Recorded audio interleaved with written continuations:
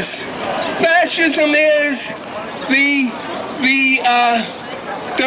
rent-a-cops of the bourgeoisie, of the 1%, of the people who own all of the wealth and produce none of it, because they know they are in trouble. They know they are in deep shit.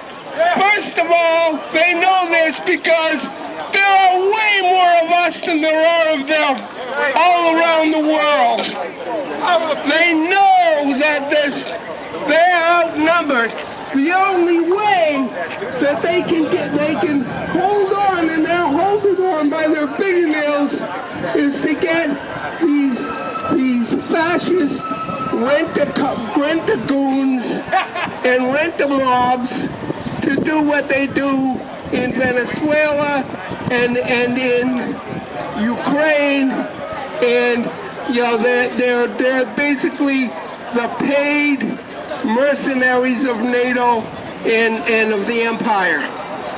We celebrate today the victory that took place on May 9th against fascism, but we also need to be very vigilant that we are still fighting that fight.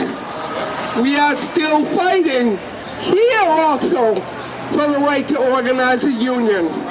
We are fighting here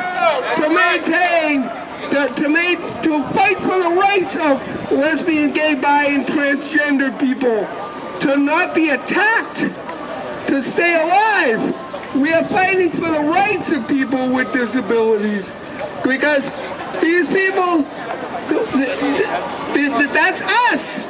We're all part of the global working class. Well, hi, my name is Judy. All right. And, well, I guess I'm going to talk about various things, like how fed up I am with the 1%. Yes. Like, today's the anniversary for the Brown case for segregation education. But still today, over 60 years later, we still have segregation education. There's plenty of kids graduating Boston public schools that can't even read because they don't bother educating our kids in the urban communities. They got the school supplies, books, just sitting in the warehouse, constantly talking about they don't have money, but they putting up new charter schools because why? It makes a profit, just like war. And we wonder why the United States want to have their hand in everything, making us look bad, because the majority of Americans, the 99%, we are against the war, but the capitalist corporation government, they're the only ones that want the war, the 1%. So, it's just very frustrating. Like, for example, where I work at, Harvard is part of the 1%.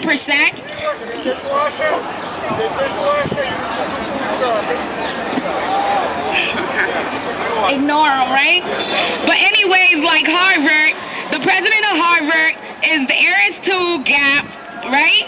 She's over there. She allows on the campus, she allows women to be sexually harassed on the job, people to be racial profiled on the job. They want to pay people slave wages on Harvard, one of the biggest colleges in the United States, to charge one of the highest tuition fees for the students to even attend there.